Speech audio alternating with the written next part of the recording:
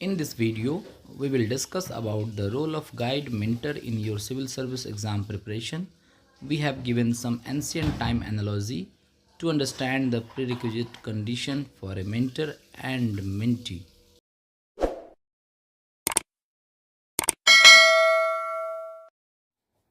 Hello aspirants, কেমন আছেন আপনারা?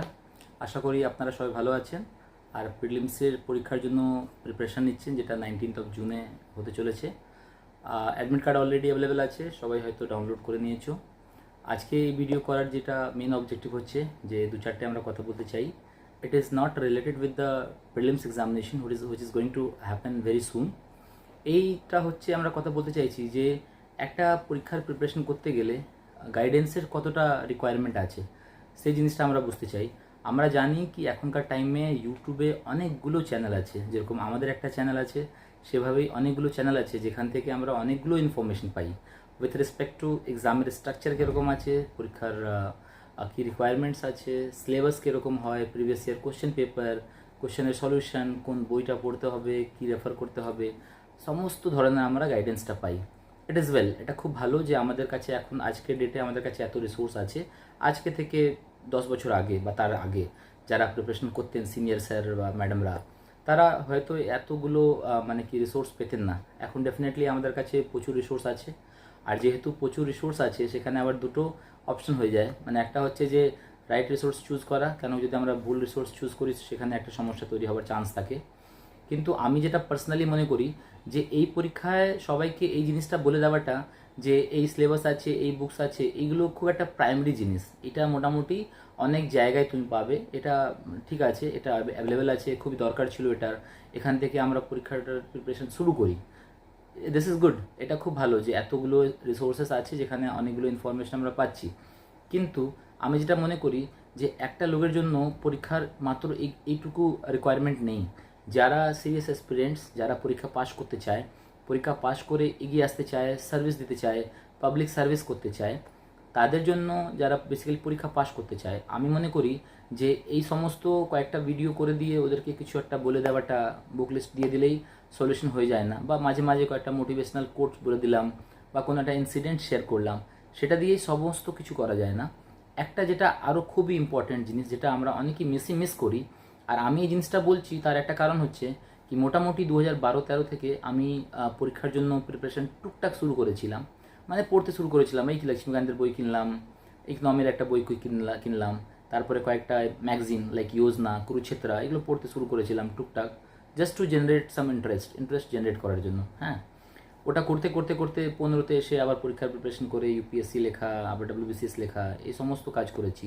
তো যেহেতু আমি পরীক্ষার প্রিপারেশনে একটা লং টার্মে অ্যাসোসিয়েটেড ছিলাম, তাই আমি বলতে পারি আজকে এই জিনিসটা এই জায়গায় দাঁড়িয়ে এখন, যে পুরো প্রিপারেশান যেই পরীক্ষা করি লিখি, আমরা ইউপিএসসি লিখি, ডাব্লিউবিসিএস লিখি, এসএসসি সিজিএল বলতে পারি আমরা, বা রেলওয়ের কোনো পরীক্ষা বা যাই পরীক্ষা হোক, কম্পিটিটিভ পরীক্ষা, প্রত্যেকটা পরীক্ষার জন্য বলছি, even for the academics also, যারা আমরা গ্র্যাজুয়েশন করি বা তার আগেটার থাকে, একটা জিনিস যেটা সবার থেকে বেশি ইম্পর্ট্যান্ট হয়, যে আমাদের একটা গাইডেন্সের খুব দরকার পড়ে। গাইডেন্স মানে এরকম একটা গাইডেন্স যে সব সময় তোমার পাশে থাকবে, তোমার প্রত্যেক কটা কোয়েরিকে আনসার করতে পারবে। যেরকম ভেবে নাও, যদি কেউ মানে কি ইনফ্লেশন অ্যান্ড গ্রোথ বই পড়ছে, পড়ে যাচ্ছে, কোশ্চেন সলভ করছে, বাট অ্যাকচুয়াল ফিল পাচ্ছে না কি what is inflation and how growth and inflation are related, এই জিনিসটা যদি কেউ পাশে বসে একটু বুঝিয়ে দেয়, টিচার আছেন, ফ্যাকাল্টি আছেন, কোচিং, টিউশন, ম্যাটেরিয়ালস, ভিডিও, সমস্ত কিছু আছে, তারপরেও আমি মনে করি পার্সোনাল গাইডেন্স যে একটা লোক যে তোমার পাশে সব সময় দাঁড়িয়ে থাকবে, প্রত্যেক কটা টপিকে তোমার যা ডাউট হবে সেই লোকটা যদি নিজের নলেজ থাকে তোমাকে বলে দেবে, না হলে একটু খুঁজে পড়াশোনা করে তোমাকে গাইড করবে। আজকালকার যেরকম টাইম, যেরকম লেভেলের কম্পিটিশন চলে গেছে, আমি মনে করি এখনকার টাইমে প্রত্যেক কটা অ্যাসপিরেন্টসের জন্য এরকম একটা গাইডেন্সের খুব দরকার আছে, যে একটা লোক সব সময় ওর পাশে দাঁড়িয়ে থাকবে, খুবই অ্যাক্সেসিবল হবে, 24/7, যখনই চাইবে তখনই ওনাকে জিজ্ঞেস করতে পারে, ডাউট ক্লিয়ার করতে পারে, কোনো একটা জিনিস নিয়ে ডিসকাস করতে পারে। এবার গাইডেন্সের জিনিসটা এতই ইম্পর্টেন্ট, কেন কি আমাদের যে প্রিপারেশনটা, এটা ভেবে নাও যদি আমরা ডাব্লিউবিসিএসের কথা বলি, এটা মোটামুটি 2 থেকে 2.5 বছর লেগে যায়। আমাদের নোটিফিকেশন বেরোলো, আর তারপরে যে আমাদের সিলেকশন হলো, ফাইনাল মেরিট লিস্ট আসলো, আমরা জয়েন করতে যাচ্ছি, মেরিট লিস্টের অবধি যদি আমি বলি, তো 2 থেকে 2.5 বছর বা 3 বছর টাইম লেগেই যায়। তো ইটস এ লং জার্নি। এই লং জার্নিতে যদি একটা গাইডেন্স থাকে না, তখন অনেক সময় এটা হয় আমরা হারিয়ে যাই, কি কতটা পড়েছি, কি পড়ছি, ঠিক পড়ছি কি পড়ছি না, এটা পড়লে কি আদৌ কিছু হবে, বা নতুন রিসোর্স ইউজ করে ফেললাম মাঝখানে, রিসোর্স চেঞ্জ করব কি, এই করব কি, অনেকগুলো প্রশ্ন থাকে। যেই প্রশ্নর আনসার আমরা এখানে সেখানে অনেক জায়গায় খুঁজি। তার কারণটা কি হচ্ছে, যে আমাদের কাছে কোনো একটা প্রপার একটা সিঙ্গেল গাইডেন্স থাকে না। তাই যারা এই ভিডিওটা দেখছো সবাইকে রিকোয়েস্ট করব কি, তোমরা যারা প্রিপারেশন করছো, তোমার লাইফে তুমি যাই ঠিক করেছো, ইঞ্জিনিয়ারিং করবে, মেডিসিন করবে, লয়ে যাবে, বা এসএসসি সিজিএল ক্লিয়ার করবে, ডাব্লিউবিসিএস লিখবে, ইউপিএসসি লিখবে, তুমি যাই করতে চাইছো, যেই ফিল্ডেই তুমি এগোতে চাইছো, তোমার জন্য, তোমার ফিল্ডের সাকসেস পাওয়ার জন্য যে সবার থেকে বড় একটা মন্ত্র হবে, সেটা হবে, আমি যেটা পার্সোনালি ফিল করি আর যেটা আমি দেখেছি, সেটা হবে যে একটা ভালো গাইডেন্স খোঁজার। আর সেই গাইডেন্স খোঁজারই না, সেই গাইডেন্সকে তোমার উপরে কনফিডেন্স হতে হবে যে হ্যাঁ, তোমার উপরে যদি ও নিজের একটু টাইম ইনভেস্ট করেন, একটু ইনভেস্টমেন্ট করেন, তখন তুমি একটা রেজাল্ট দেবে। তোমাকে সেরকম একটা অ্যাসপাইরিং এক্সপিরিয়েন্ট হয়ে দেখাতে হবে কি yes you have that kind of potential which can be channelized, যেটা চ্যানেলাইজড হয়ে একটা রেজাল্ট হতে পারে। সেরকম করে একটা পোটেনশিয়াল তোমাকে শো করতে হবে। আর তারপরে যে মেন্টার আছেন, মানে যাকে তুমি অ্যাজ এ গাইড চুজ করছো, ওনারও সেরকম কোয়ালিটি হতে হবে, and he has to B dedicated, যে সময় তোমাকে অনেক কটা সময় দিতে পারবেন, তোমার প্রত্যেক কটা কোয়েরি শুনে নিতে চাইবেন, শুনে তোমাকে আনসার করতে পারবেন। যদিও আনসার না করতে পারেন ওই মুহূর্তে, কিছুক্ষণ পরে উনি গিয়ে সার্চ করে তোমাকে বলতে পারবেন, এরকম একটা লোক লাগবে।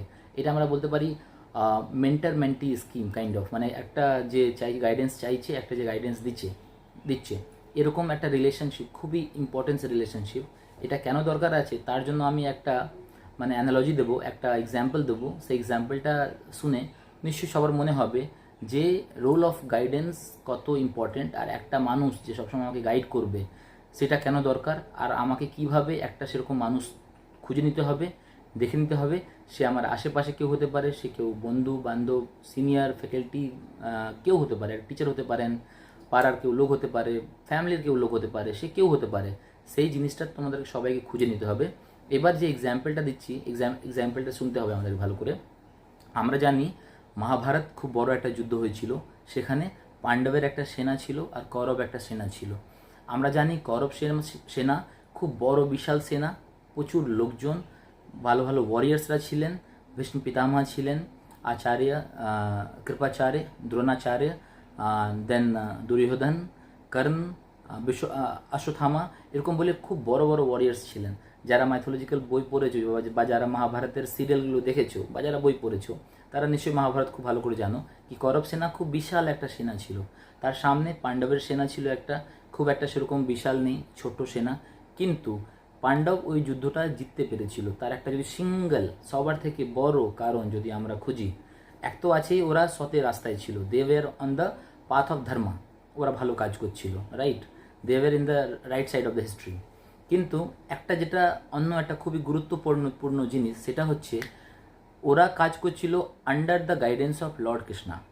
মানে অর্জুনের যে সারথি ছিলেন লর্ড কৃষ্ণা, ওনার রোল এই যুদ্ধে সবার থেকে বড় ছিল। আর অর্জুন যখন ওনাকে সারথি করেছিল, তার একটাই কারণ ছিল, ও বলেইছিল কি এত বড় যুদ্ধ, এত বড় ফিল্ড যেখানে যুদ্ধ হবে কুরুক্ষেত্রে, সেখানে এত বড় মাঠে আমি এদিকে হারিয়ে যাব, সেদিকে হারিয়ে যাব, কখন কি করতে হবে, আমাকে সবসময় একটা গাইডেন্সের দরকার আছে। তাই যদি আপনি আমার সাথে থাকেন, তাহলে আমি খুবই কনফিডেন্ট যে আমি এই ওয়ারটা ডেফিনেটলি জিততে পারবো। সেটাই হলো, just because of Krishna as a guide Arjun এই যুদ্ধটা ভালো করে জিততে পেরেছেন। এবার এখানে একটা জিনিস আরও বুঝতে হবে যে অর্জুনের মতন অ্যাসপিরেন্ট হতে হবে। যেরকম অর্জুন নিজেকে কমপ্লিটলি ডিভোট করে দিল, হ্যাঁ, উনি লর্ড কৃষ্ণাকে ডিভোট করে দিলেন, আর ডিভোট করে বললেন কি আপনি আমাকে যা বলবেন, যেভাবে গাইড করবেন, আমি সেভাবেই কাজ করব, আমি নিজের কোনো মতামত ইউজ করব না, সেই জায়গাটা বললেন। সেখানে যেখানে একটা কনফিউশন হয়েছিল অর্জুনের মাইন্ডে, যখন একটা মানে ডুয়াল ফিলিংস এসেছিল, আমি যুদ্ধ করব কি যুদ্ধ করব না, সেখানে লর্ড কৃষ্ণা গীতা পুরো ওকে বললেন, গীতা বলে ওকে বোঝালেন যে তোমার জন্য কি important, karma is the most important thing, we should not be focusing on the result may not be happening or may not be controlled by us, এটা আমার হাতে থাকে না, আমাদের হাতে থাকে না অনেক সময়। তো লর্ড, যদি আমরা অর্জুনের কথা বলি, অর্জুন একটা সেটা সবার থেকে ভালো কাজ করেছে যে ও কমপ্লিটলি নিজেকে ডেডিকেট করে দিয়েছে, নিজেকে ডেডিকেট করে দিয়েছে যে লর্ড কৃষ্ণা যেটা বলবে আমি সেটাই করব। এবার লর্ড কৃষ্ণারও কাজটা অ্যাজ এ গাইড কী ছিল, উনি সমস্ত জায়গা যেখানে অর্জুন 24/7 প্রত্যেক কটা ঘন্টা প্রত্যেক কটা দিন যেখানে যেরকম সমস্যা থাকতো যেই নিয়ে জিজ্ঞেস করতো, লর্ড কৃষ্ণা ওকে ভালো করে গাইড করতেন। ঠিক আছে, এই অ্যানালজি দিয়ে আমি জাস্ট বলতে চাইছি যে তোমার সামনে কতই বড় পরীক্ষা কেন হোক না, even it is UPSC or WBCS, definitely যেহেতু আমরা ডাব্লিউবিসিএস নিয়ে বেশি কথা বলছি, ডাব্লিউবিসিএসকে ফোকাস করছি, তোমার জীবনে এরকম তোমাকে একটা গাইড খুঁজতেই হবে, অ্যান্ড দ্যাট ইজ দ্য কি টু ইউর সাকসেস। খুবই ইম্পর্ট্যান্ট। যারা পরীক্ষা পাশ করেছে তুমি ওদের কাছেও যদি জানতে চাও, ওরাও ডেফিনেটলি এই কথাটাই বলবে কি guide will play a vital role in the success of your journey. তুমি জীবনে কত তাড়াতাড়ি কত আর্লি স্টেজে তুমি সাকসেসটা পাবে, সেখানে গাইডের একটা খুবই ইম্পর্টেন্ট রোল থাকে। সো ফার্স্ট জিনিসটা হচ্ছে তোমাকে একটা গাইড খুঁজতে হবে, আর একটা ভালো গাইড খুঁজতে হবে সবসময় তোমাকে গাইড করবে at each point of your life, and they will help you to understand the situation, কোন সিচুয়েশনে কীভাবে কাজ করতে হবে, কীভাবে এগোতে হবে, সেই জিনিসটা ওরা তোমাকে খুব ভালো করে বুঝিয়ে দেবেন, খুব ভালো করে করে দেবেন। যদি আমরা এভাবে এগোই, ডেফিনেটলি আমি আশা করি আমরা সবাই সাকসেসফুল হব। তাই তোমাদের সবাইকে রিকোয়েস্ট করব আর অ্যাডভাইস রইল এটা, যে you try to find out the guide for your self. তোমার জন্য গাইড কে হবেন যে তোমাকে টাইম দিতে পারবেন, তোমাকে হেল্প করবেন। ঠিক আছে, আশা করি এই ভিডিওটা তোমাদের ভালো লেগেছে। তারপরে এরপরে ভিডিওতে আমরা এরকম অনেকগুলো আর গল্প করব, আর প্র্যাকটিক্যাল জিনিসগুলোকে আমরা রিলেট করে দেখাচ্ছি। আমরা বলি তো অনেক সময় হিস্ট্রি কেন ইম্পর্টেন্ট, হিস্ট্রি খুবই ইম্পর্টেন্ট হয়। আমরা বলি অনেক সময় দেখি যে সবাই বলে যে আইএস আইপিএস বা ডাব্লিউবিসিএস হয়ে আমরা যখন কাজ করতে যাই তখন হিস্ট্রি জানার কি প্রয়োজন আছে? একদম আছে।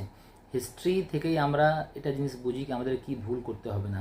হিস্ট্রিতে দেখে আমরা বুঝতে পারি যে এইসব ভুল করেছিল লোকজনরা বলে এই ঘটনাগুলো হয়েছিল। হিস্ট্রি থেকে আমরা প্রচুর জিনিস শিখি। আর এই যে একটা এক্সাম্পল দিলাম লর্ড কৃষ্ণা অ্যান্ড অর্জুনের রিলেশনশিপটা, অ্যান্ড কুরুক্ষেত্রা যেটা ওয়ারটা হয়েছিল, মহাভারত ওয়ার যেটা হয়েছিল, সেটা নিয়ে যে এক্সাম্পল দিলাম, সেখান থেকে আমরা খুব ভালো বুঝতে পারি যে এরকমভাবে যদি আমাদের কাছে একটা গাইডেন্স থাকে তাহলে ডেফিনেটলি আমরা আমাদের পরীক্ষায় এক্সেল করতে পারবো, আমাদের কেউ আটকাতে পারবে না, আমরা খুব ভালো করতে পারবো। সো আশা করি তোমরা আজ থেকেই একটা গাইড খোঁজা শুরু করবে, একটা ভালো গাইড খোঁজো, ওনাকে রিকোয়েস্ট করো, আর ওনার অ্যাকসেপ্টেন্সটা নাও। Once they accept you as their like, যারা তোমাকে গাইড করবে ওরা যদি অ্যাকসেপ্ট করে তোমাকে, তারপরে তোমার আর ওদের মাঝখানে যেটা ইন্টারাকশনটা, যা কমিউনিকেশনটা হবে, যা ট্রানজ্যাকশনটা হবে, কমিউনিকেশন বেসিক্যালি, তো সেই জিনিসটা খুবই ক্লিয়ার থাকা খুব দরকার। ওটা ক্লিয়ার করে নিজের জন্য একটা গাইড খুঁজে তারপরে পরীক্ষার জন্য প্রস্তুতি নাও। Hopefully all of you will be able to do very well in the competitive examination. That's all. Thank you.